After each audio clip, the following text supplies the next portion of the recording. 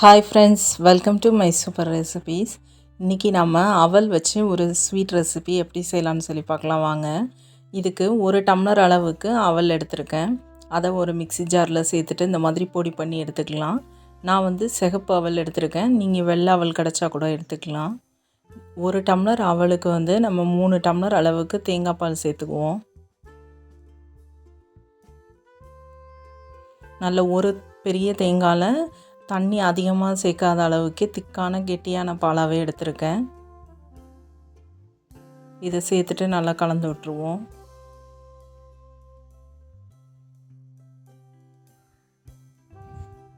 பொடி பண்ணியிருக்க அவல் தேங்காயோடு சேர்றப்போ கொஞ்சம் கெட்டியாக ஆரம்பிக்கும். இந்த ஸ்வீட்டுக்கு தேவையான அளவுக்கு 1.5 டம்ளர் அளவுக்கு நாட்டு சர்க்கரை சேர்த்துருக்கேன். அதையும் இதோட சேர்த்துட்டு இப்போ நல்லா கலந்து விட்டுருவோம்.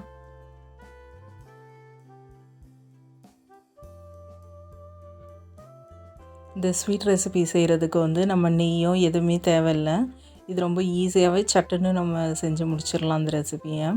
இப்போது நம்ம கலந்து வச்சுருக்கிறது எல்லாமே இந்த மாதிரி கடாயில் சேர்த்துடலாம். சேர்த்துட்டு ஒரு மிதமான சூட்லேயே இதை கிளறி விட்டுக்குவோம்.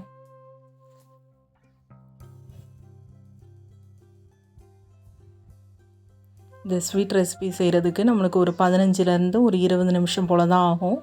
நம்ம மீடியம் ஃப்ளேம்லேயே வச்சுருக்கிறப்போ அடி பிடிக்காமல் நம்ம ஈஸியாக செஞ்சு எடுத்துடலாம். கொஞ்சம் அடி கனமான பாத்திரமாக நம்ம எடுத்துக்கிறது நல்லது. இந்த ஸ்வீட் ரெசிபிக்கு தேவையான அளவுக்கு ஒரு 1/2 டீஸ்பூன் நம்ம ஏலக்காய் தூளும் இதோடு சேர்த்துருவோம். சேர்த்துட்டு நல்லா கலந்து விட்டுடலாம்.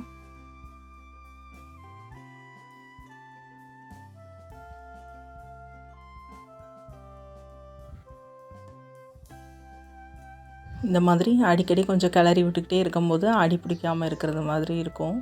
இப்போது இதுக்கு கொஞ்சம் முந்திரி பருப்புகளையும் நான் உடச்சி சேர்த்துருக்கேன். சேர்த்துட்டு நல்லா கலந்து விட்டுருவோம்.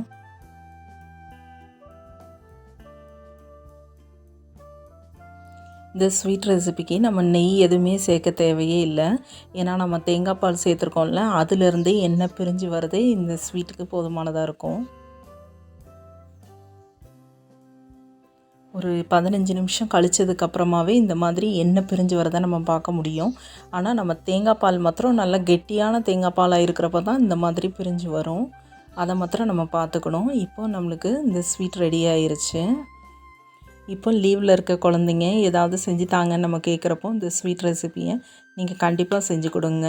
இந்த வீடியோ உங்களுக்கு ரொம்பவே பிடிச்சிருந்ததுன்னா இந்த வீடியோவை லைக் பண்ணுங்கள், ஷேர் பண்ணுங்கள். மை சூப்பர் ரெசிபீஸ் சேனலை சப்ஸ்கிரைப் பண்ணி சப்போர்ட் பண்ணுங்கள். தேங்க்ஸ் ஃபார் வாட்சிங்.